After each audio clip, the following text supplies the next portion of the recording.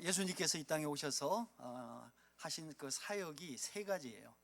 첫 번째는 먼저 복음을 전하신 거예요. 하나님 나라의 복음을 전하시고, 두 번째는 하나님 나라의 일을 가르치신 거예요.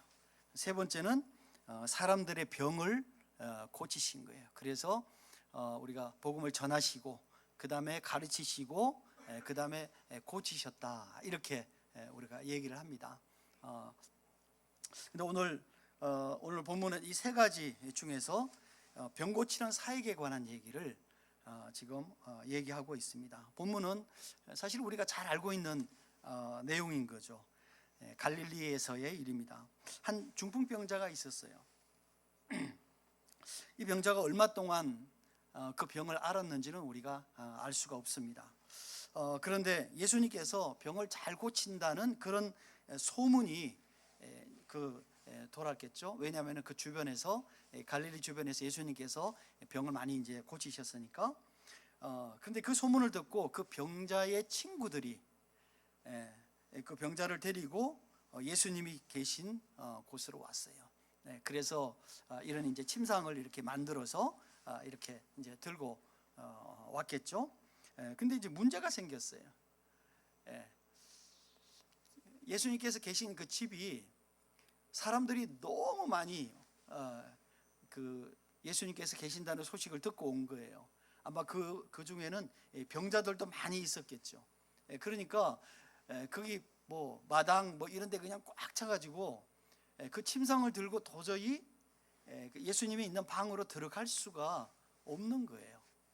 그러니까 그 친구들이 어떻게 보면 굉장히 극단적인 방법을 생각을 한 거죠. 그래서 그 유대인의 집에 보면 옆에 그 계단이 있거든요. 그 계단을 해서 이제 그 방에 위에 이제 옥상으로 올라간 거죠. 그렇게 해서 지붕을 뚫어서 중풍병자를, 이 친구를 이렇게 밑으로 이제 내린 거죠. 그래서 예수님께서 이 중풍병자를 고치셨다 하는 게 오늘의 그 이야기의 본문의 내용입니다. 뭐 여기서 우리가 의아하게 생각하는 것이 도대체 지붕을 어떻게 뜯어서 그렇게 했을까 하는 의심이 생기기는 해요. 그런데 우리가 그 팔레스틴 가옥의 구조를 한번 보면, 혹시 사진이 나와 있나요? 네, 이렇게 보시면 그냥 뭐 간단하게 저렇게 했는데 옆에 이렇게 집이 있으면은요, 옆에 저렇게 계단이 있어요.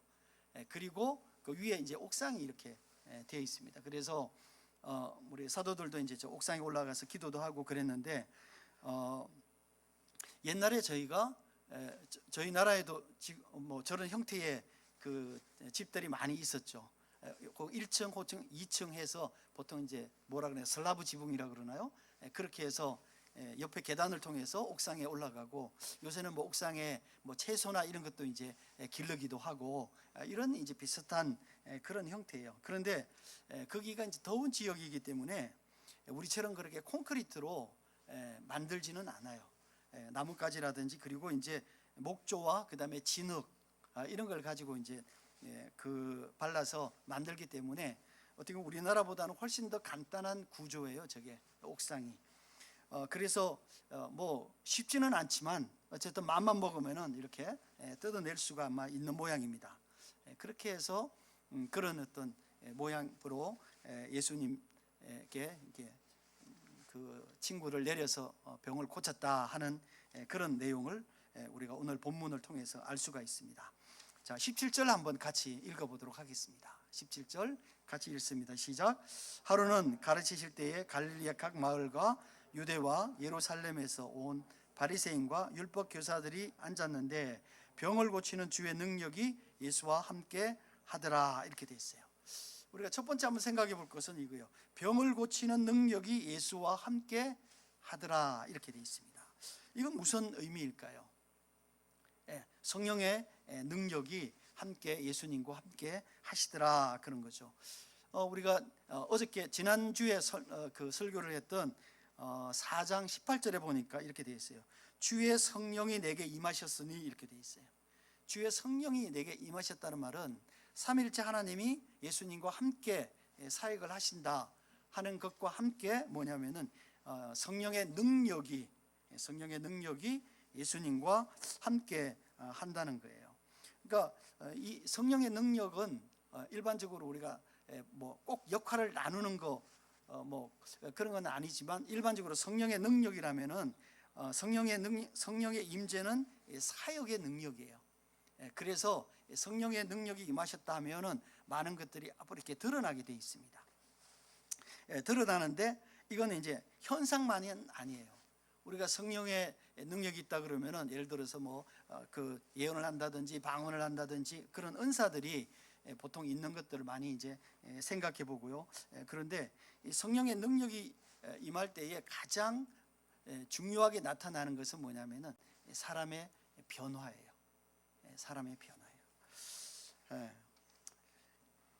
그래서 이 성령의 능력은 많은 현상이나 은사나 이런 것들도 있지만 가장 중요한 것은 사람의 변화다 하는 것을 우리가 반드시 기억할 필요가 있습니다. 제가 철석같이 믿는 원칙이 있어요. 사람은 결심으로 변하지 않는다 하는 거예요. 우리가 결심해서 사람이 변하면은 얼마나 좋겠어요. 그러니까 우리나라 속담에도 뭐요? 3일 만에 3일 결심이 3일밖에 안 간다, 그런 말이 있잖아요. 그러니까 절대로 이게 결심으로는 변하지 않는 거예요. 그러면 사람이 언제 변하냐는 거죠. 완전히 사람이 변하는 것은 하나님을 믿을 때, 성령이 그와 함께 할 때에, 성령의 은혜가 그에 임할 때에 사람이 변해요. 여러분, 우리 주변에도 가끔 봅니다. 노름꾼이요, 손가락 자른다고 그래서 노름을 거치는 것이 아니에요. 손가락을 잘라도 노름꾼은 노름합니다. 다시 언젠가는 다시 노름합니다. 그럼 담배를 10년 끊어도요, 어느 날 아침에, 하루아침에 담배를 다시 핍니다.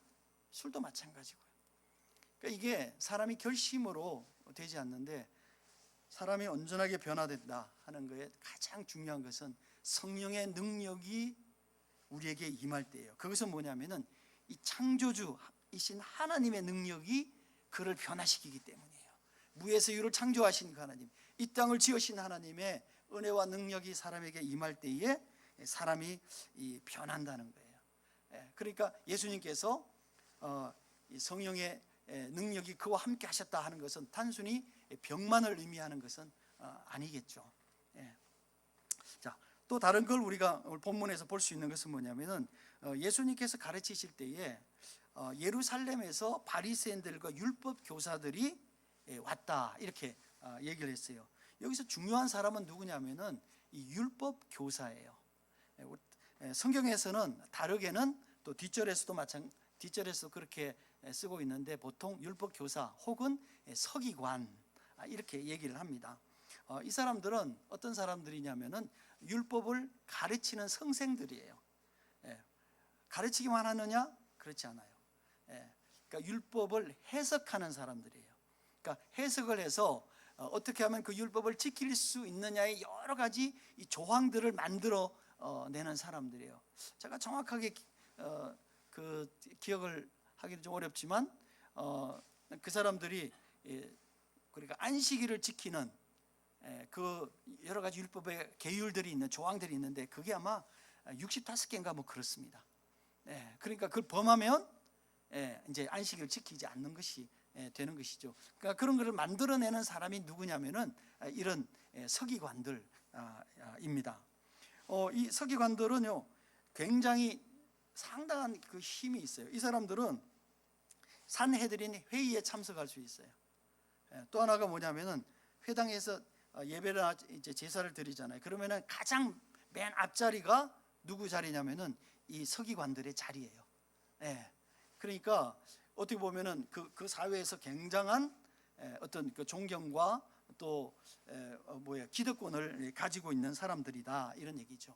근데 이 사람들이 왜 예수님이 그 병을 고치고 또 하나님 나라의 말씀을 선포하는 그곳에 와 있겠어요?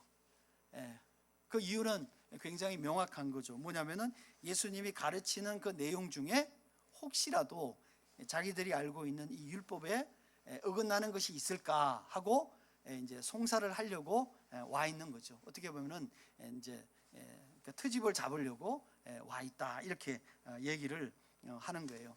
이제 그런 어떻게 보면은 조금 딱딱한 분위기인데 갑자기 지붕이 뜯어진 거죠. 그리고 지붕이 뜯어지고 그 중풍병자가 이제 밑에 지붕에서 밑으로 이제 내려온 거죠. 아마 그 안에 있던 사람들은 정말 깜짝 놀랐을 것 같아요. 왜냐하면은 기상천외한 방법이잖아요. 사람들이 꽉 차 있으니까 비키라 그래도 안 비키잖아요. 그러니까 어쩔 수 없이 그렇게 한 거죠. 따라서 이 하나님의 능력, 이 성령의 능력은 병을 고치는 것이나 또 가르치는 것이나 사실은 뭐 특별히 다르지는 않죠. 왜냐하면은 우리가 아무리 가르쳐도요, 우리가 가르침 가운데 성령의 은혜와 능력이 없으면 사실은 사람이 변하지 않습니다. 우리가 병을 고치는 것도 마찬가지죠. 제가 가끔 우리 성도님들 혹시 아프거나 또 누가 가까운 사람이 아프면 그런 생각이 들어요. 하나님께서 정말 이 병을 고치는 능력을 주셨으면 좋겠다, 기도하면 이런 생각이 들 때가 생각보다 많이 있어요. 근데 참 아쉽게도 저는 그런 능력이 아직까지 발휘된 적은 없는 것 같아요. 몰라요. 제가 기도는 여러 번 합니다. 기도는 여러 번 하는데 목사님 기도해 주셔갖고 제가 병이 나았습니다, 이런 얘기를 제가 한 번도 들어보지는 못한 것 같아요. 그러나 어쨌든 그거는 이제 은사에 관한 문제니까 그럴 수 있어요. 중요한 것은 뭐냐면은 이 하나님의 능력이, 성령의 능력이 임할 때 가르침을 통해서 사람이 변화되어지고 그 다음에 병자들이 병이 고쳐지고 하는 이런 은혜가 나타나는 거죠. 근데 우리가 생각해 보면 성경에서 우리가 아무리 찾아봐도 서기관이 기도해서 혹은 서기관들에 의해서 병이 고쳐졌다 하는 얘기를 이 성경에서는 찾을 수가 없어요. 그러니까 사람들이 훨씬 더 많이 예수님에 대한 그런 기대를 아마 가지고 있지 않았을까 하는 생각을 해보게 됩니다. 자, 우리 성경 구절 한 구절 더 읽어보죠. 20절 한번 읽어보도록 하겠습니다. 20절 읽겠습니다. 시작. 예수께서 그들의 믿음을 보시고 이르시되 이 사람아 내 죄 사함을 받았느니라 하시니, 이렇게 돼 있어요. 예수님은 이 중풍병자의 친구들이죠. 친구들이 이게 병 걸린 이 중풍병 걸린 이 친구의 그 병을 고치려고 하는 이 뭐랄까 노력, 이것에 대해서 굉장히 감동을 받았을 것 같아요. 누구라도 지붕을 뜯어서까지 그렇게 하려고 하는 그 행동에 대해서 사람들이 좀 과하다라고 생각은 했겠지만, 그러나 참 대단하다, 어떻게 하면 친구를 고치려고 하는구나, 이제 이런 생각을 했을 것 같아요. 자, 이 친구들의 노력에 대해서 예수님이 반응을 하셨어요. 어떤 반응을 하시냐면은 뭐라냐면 그들의 믿음을 보시고, 이렇게 돼 있었어요. 저는 여기서 상당히 좀 혼란을 갖게 되는 게 있어요. 뭐냐면은 여기서 믿음은 어떤 믿음인가? 여기서 믿음은 어떤 믿음인가? 제가 이 설교를 준비하면서도 또 묵상도 하고 생각을 많이 했지만, 사실 이 본문은 예전에도 제가 꽤 오랫동안 도대체 그들의 믿음이라는 것이 도대체 어떤 믿음인가 하는 것에 대해서 저도 고민을 좀 많이 했습니다. 그래서 이 본문을 꽤 많이 좀 묵상을 한 거예요. 근데 제가 해석하는 것은 뭐냐면은 그 친구들이 예수님을 메시아로 믿는 것이 아니라 그 친구들이 예수님을 병을 고쳐줄 것을 확실하게 믿은 거죠. 물론 우리가 그 헬라어 성경에는요 똑같이 표현이 되어 있어요. 우리가 믿는 믿음이나 이 믿음이나 사실은 피스티스, 그래서 똑같이 그 단어가 같아요. 그래서 어쨌든 이 병 고치는 능력에 대한 믿음인 거예요. 그래서 아마 그것은 그 친구들뿐만이 아니라 그 예수님 계시는 그 집에 앞에 쫙 이렇게 많이 모여져 있는 사람들의 생각도 아마 대부분 다 아마 그러지 않았을까라는 생각을 해보게 되는 거예요. 그러니까 이는 마치 그 시골 마을에 병을 잘 고치는 명의가 한 사람 방문을 한 거죠. 그랬더니 그냥 이 사람 저 사람 다 데리고 와서 그런 거죠. 저는 뭐 한 번도 가본 적은 없는데 아마 그 우리나라 의료진이 예를 들어서 아프리카나 이런 데 가서 의료 선교, 이렇게 단기 선교 가면 사람들이 엄청 많이 온다 그러더라고요. 그러니까 별별 병을 다 가진 사람들이 오는데 뭐 그분들이 뭐 종합병원도 아니고 다 고칠 수는 없었겠죠. 어쨌든 뭔가 가면은 병을 고칠 수 있겠다라는 생각을 가지고 이제 갔다는 거죠. 그래서 그 친구는 무사히 병을 잘 고쳤어요. 그런데 여기서 예수님이 전혀 다른 얘기를 하시는 것을 우리가 볼 수 있는 거예요. 뭐냐면은 예수님께서 병에 대한 얘기가 아니고 죄에 관한 얘기를 했어요. 예수님이 뭐라고 그러셨냐면 이 사람아 내 죄 사함을 받았느니라 이렇게 얘기를 했어요.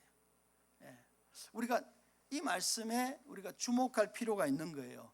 왜냐하면 병을 고치러 왔으면은 병을 고쳐주는 것이 마땅하죠. 그런데 이 본문에 예수님께서 너 병이 나았다, 너 믿음이 너 병을 낫게 했다 이렇게 했으면은 그냥 얘기가 상당히 그냥 이렇게 스무스하게 지나가게 되는데 예수님께서 뭐라고 하냐면 이 사람아 내 죄 사함을 받았다 이렇게 되어 있단 말이에요. 그러니까 사실은 뭐 거기에 있는 서기관들이나 제사장들도 깜짝 놀랐을 것이고 또 이 본문에 대한 해석을 전혀 다르게 이제 하게 되는 것이란 말이죠. 여러분 제가 이 본문을 읽으면서 떠오른 또 다른 한 에피소드는 뭐냐면은 베데스다 연못가에 있는 38년 된 환자를 우리가 생각해 보게 됩니다. 혹시 생각나십니까? 38년 된 환자가 자기가 예수님께 불평을 했어요. 내가 들어가려고 하는데 다른 사람이 먼저 들어가서 막 이렇게 물이 요동칠 때 그 천사가 내려와서 맨 먼저 들어가는 사람을 고쳐준다고 했는데 자기는 자기를 이렇게 거기다가 넣어줄 사람이 없어서 이렇게 있다 이렇게 돼 있었어요. 그런데 예수님께서 그 사람을 다시 만나서 뭐라 그러냐면은 다시는 죄를 범하지 말아라 이렇게 얘기했단 말이에요. 그러니까 그 얘기는 뭐냐면은 그 사람의 병이 뭐였다? 병의 원인이 뭐였다? 죄다 이런 얘기예요. 죄다 이런 얘기죠. 자, 그런데 그런 것들을 비추어 볼 때에 오늘 이 본문도 어쩌면은 그 중풍병자의 병이 그냥 중풍이 들었을 수도 있지만 그러나 그의 죄가 그 중풍병의 원인이 되었을 수도 있다 하는 것들을 우리가 충분히 생각해 볼 필요가 있는 것이죠. 따라서 예수님께서 그 중풍병자를 향해서 이 사람아 내 죄 사함을 받았느니라 이렇게 얘기를 하고 있어요.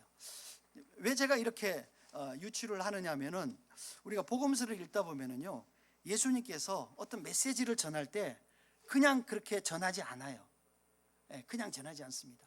반드시 어떤 상황이 생기면 그 상황을 가지고 그 다음에 다른 복음을 말씀을 전하시는 것들을 우리가 알 수가 있는 거예요. 그래서 앞에 본문과 뒤에 본문이 이렇게 연결되어진 것을 우리가 볼 수 있는 것이죠. 그래서 어쩌면은 아마 이 본문도 그랬을 것이다 하는 생각을 해보게 되는 거예요. 그래서 예수님께서 아주 자연스럽게 이 본인이 하시고자 하는 메시지를 그 상황을 가지고 말씀하시는 것들을 우리가 종종 찾아볼 수 있는데 아마 어쩌면은 이 상황이 그런 상황일 수도 있다 하는 생각을 해보게 됩니다. 자, 성경 구절 하나 더 같이 읽어보겠습니다. 24절 우리가 같이 한번 읽어보죠. 함께 읽겠습니다. 24절 25절까지죠, 그죠? 자, 같이 읽겠습니다. 시작. 그러나 인자가 땅에 죄를 사하는 권세가 있는 줄을 너희로 알게 하리라 하시고 중풍병자에게 말씀하시되 내가 내게 이르노니 일어나 내 침상을 가지고 집으로 가라 하시매 이렇게 돼 있어요.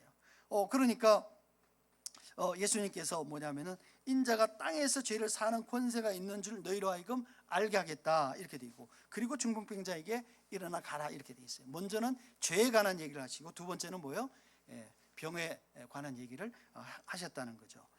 자, 그 사람들이 기대했던 말은요. 아까 말씀드린 것처럼 네 병이 나았다 이거였어요. 근데 그들의 기대와 예상은 빗나갔어요. 뭐라 그러냐면은 네 병이 나았다가 아니라 네 죄 사함을 받았다 이렇게 얘기를 하고 있는 거거든요. 그러니까 이 말에 가장 반응을 먼저 한 사람은 누구냐면은 다른 사람들은 그 말의 의미를 잘 이해하지 못했을 거예요. 어쩌면 그 방에 있는 사람들은. 그런데 이 말에 대해서 가장 먼저 반응한 사람들은 누구냐면은 바리새인과 서기관들이었어요. 예. 그래서 본문에 보면은 뭐라고 얘기를 하냐면은 이렇게 돼 있어요. 그 사람들이 참남하다. 예. 그 말로는 신성모독이다 이렇게 얘기를 하고 있는 것이죠. 그러니까 신성모독이다 이런 얘기는 뭐냐면은요, 신성모독이다라는 이 죄는요 결코 돌이킬 수 없는 종교적으로 가장 심한 죄예요. 가장 심한 죄예요. 왜냐하면 하나님을 모독하는 거잖아요. 하나님을 모독하는 거예요. 그러니까 이 죄는 어떻게 보면 그 서기관들과 바리새인들이 생각하기에는 뭐냐면 이 사람은 가장 가장 악한 죄를 지은 거예요. 이렇게 마음속으로 생각한 거죠. 그랬더니 예수님께서 그들이 생각하는 바를 아시고 이제 그다음 얘기를 하셨어요. 자, 그런데 거기에 서기관들이나 바리새인들이 제사장들이 와 있는 이유는 이런 것 때문인 거예요. 왜? 그 사람들이 이거를 판단하는 사람들이니까. 예수님의 메시지가 율법에 합당한가, 또 자기들이 해석하는 것과 다른가, 올바른가, 다른가, 맞나, 다른가 이런 것들을 판단하는 사람들인 거예요. 자, 그런데 그들의 마음 가운데 그랬더니 예수님이 전혀 엉뚱한 질문을 그 서기관들과 그 제사장에게 합니다. 뭐라 그러냐면은 죄를 사한다는 말과 걸어가라, 일어나서 걸어가라 하는 말 중에 어떤 것이 더 쉽겠냐 이런 거죠. 네, 우리가 생각할 때는 어떤 게 더 쉽겠어요? 우리한테는 다 어렵죠, 그죠? 안 되는 일이죠. 그러나 지금까지 예수님께서는 뭘 계속 해오셨어요? 병을 계속 고쳐 오셨잖아요, 그죠? 그러니까 자기들이 생각하기에는 뭐예요? 병을 고치는 일이 쉽다 이렇게 생각을 했겠죠. 자, 그런데 그 다음 질문이 있는 거예요. 그 다음 질문이, 그러면 죄는 누가 사할 수 있느냐? 그러면 죄는 누가 사할 수 있느냐? 똑같이 물어보는 거죠. 그럼 그 대답은 뭐예요? 하나님인 거예요. 그들의 마음 가운데 뭐라고 그랬어요? 하나님 외에는 죄를 사하는 사람이 없다 이렇게 얘기했잖아요. 그러면 죄를 사하는 사람은 누구냐라고 물어보는 것과 같은 물음인 거예요. 그럼 그들의 대답은 뭐겠어요? 하나님인 거죠. 여러분, 그게 예수님께서 듣고 싶어하는 대답이었던 거예요. 그게 뭐냐면 그게 바로 나다. 그게 바로 나다. 이 얘기를 하시고 싶으신 거예요. 그 본문이 뭐냐면은 24절과 25절에 인자가 땅에서 죄를 사하는 권세가 있는 줄을 너희로 알게 하려 한다는 얘기가 뭐냐면은 죄 사하는 권세가 있는 하나님인데 그 하나님이 바로 나야. 하나님이 나야. 그 얘기가 오늘 이 본문의 핵심인 거예요. 그 얘기를 누구로 하여금 고백하게 하느냐 하면은 서기관들과 바리새인들과 제사장들에게 그 고백하게 하는 것이 예수님의 목적이었다 하는 것들을 우리가 생각해 볼 수 있는 거예요. 내가 바로 그다. 내가 바로 그다. 아마 이 선언은 서기관들과 바리새인들에게는 제사장들에게는 아마 충격일 거예요.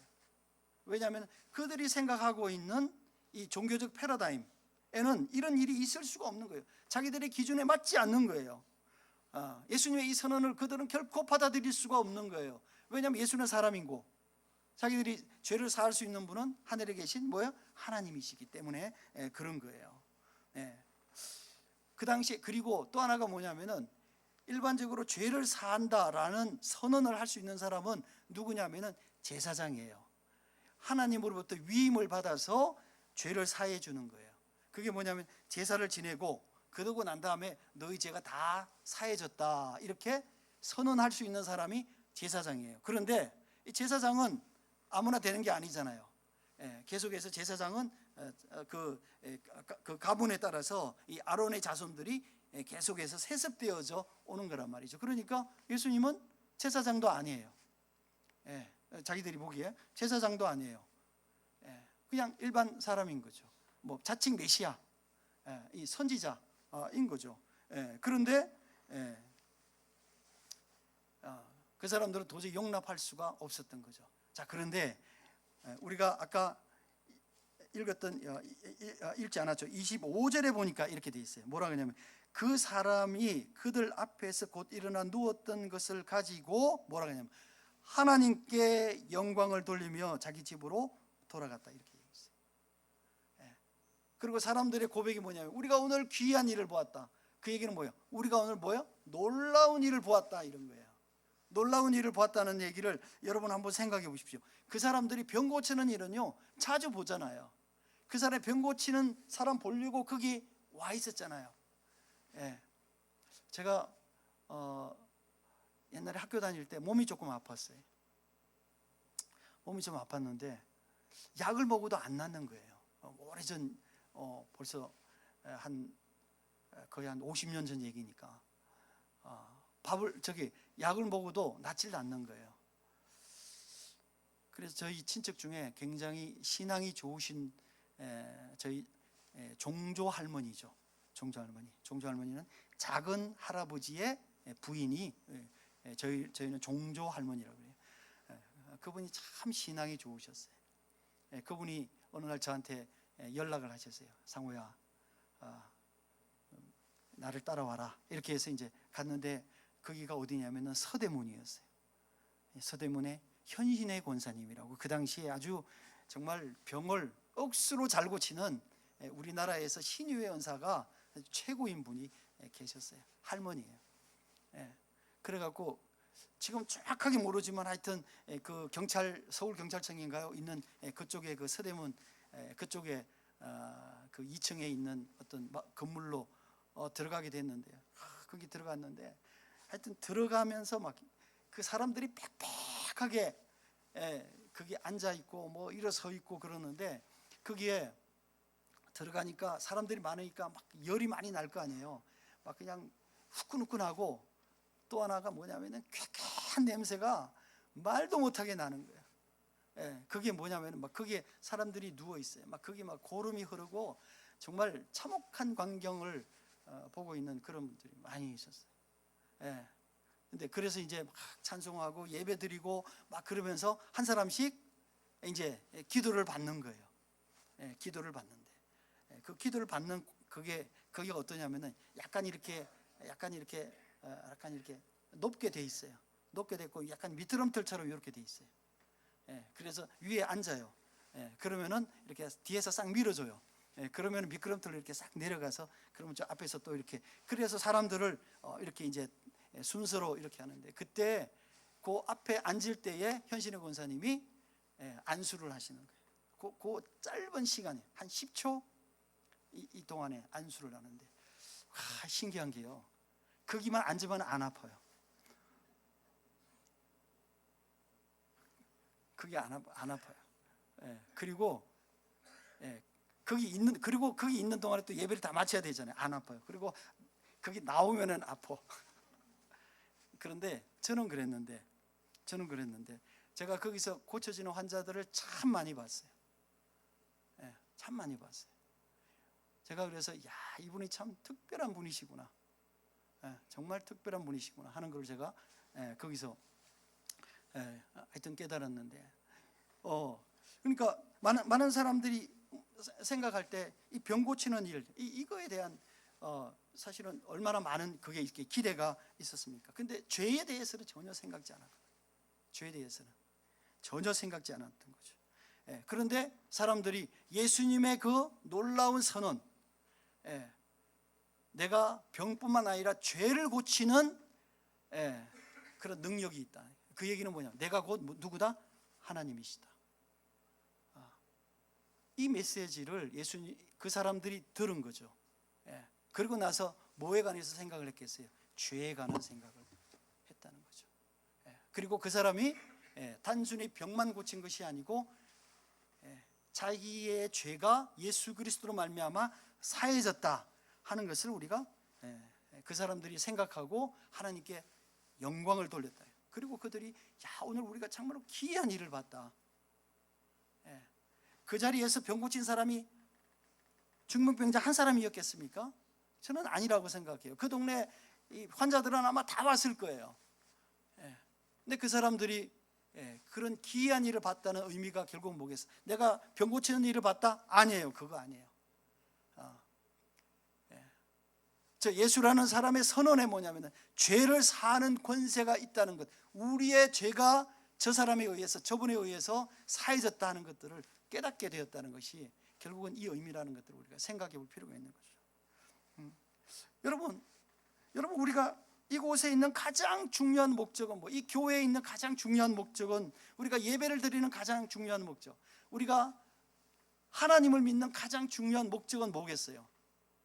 죄 사함인 거죠. 죄 사함이에요.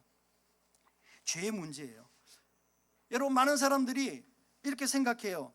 예배 드리는 것을 마치 누구에게 좋은 얘기를 듣는 것, 우리가 삶을 살아가는데 어떤 교훈을 얻는 것, 이렇게 생각하는 사람들이 너무 많아요. 요새 많은 목사들이 리더십에 관해서, 그 다음에 여러 가지 이런 어떤 그 삶에 대한 교훈들을 얘기하는 그 설교가 너무 많은 거예요. 여러분, 교회는 그런 데 아니에요. 제가 와서 얼마 안 있다가 우리 최 장로님이 저한테 그런 얘기 하시는데, 그 말 듣고 제가 참 감동이 됐어요. 뭐냐면, 목사님, 제가 지금까지 들었던 대부분의 설교는 명심보강이었어요. 명심보강. 근데 목사님 메시지를 듣고 보니까 참 그게 성경의 말씀이라는 걸 제가 깨닫게 됐어요. 저는 장로님께서 저렇게 평생을 신앙생활 하신 장로님이 그런 말 하시기가 저는 쉽지 않으셨으리라고 생각을 해요. 왜냐하면요, 오늘날 많은 목회자들의 이 메시지가 명심보감이에요. 명심보감. 어떻게 하면 처세술이에요. 이런 거죠. 여러분, 메시지는 그런 게 아니에요. 우리가 여기 모여있는 가장 중요한 것은 뭐냐면은 본질적으로 하나님께 죄사함을 얻고, 그 다음에 죄사함의 기쁨과 은혜를 나누는 거예요. 그것이 오늘날 이 예배를 드리는 가장 중요한 목적이라는 사실들을 우리가 생각해야 돼요. 그 갈릴리 그 마을에 많은 사람들이 모였어요. 예수님 보기를 원했어요. 왜 모였습니까? 그들은 병 고치려고 모였어요. 그리고 병 고치는 그 희한한 광경을 보고 싶어서 모였어요. 그러나 예수님께서 그들에게 질문을 던졌어요. 나는 너희에게 병을 고치는 것뿐만 아니라 더 중요한 이 죄사함의 문제를 해결하러 왔다. 이 선언을 예수님은 하기를 원하셨고, 그 사람들은 그것을 받은 거예요. 그리고 놀라운 마음으로 하나님께 영광을 돌리면서 그들의 집에 갔다, 이렇게 되어 있어요. 여러분 주일날 아침마다 이 자리에 와서 예배를 우리가 드리는데, 여러분 이 자리에 왜 오시는 거예요? 우리가 이 자리에 모이는 가장 중요한 이유는 뭐냐면은 죄에 대한 고백이고, 죄 사함에 대한 기쁨이고, 그것에 대한 하나님의 은혜에 대한 감사고, 이런 거예요. 이 성령이 함께하는 이 무리의 가장 중요한 특징은 바로 그거예요. 그거예요. 만약에 우리가 그게 없으면 우리는 세상의 어느 모임하고 별 다를 바가 없어요. 이 제3에 대한 고백과 찬양과 감사가 없으면,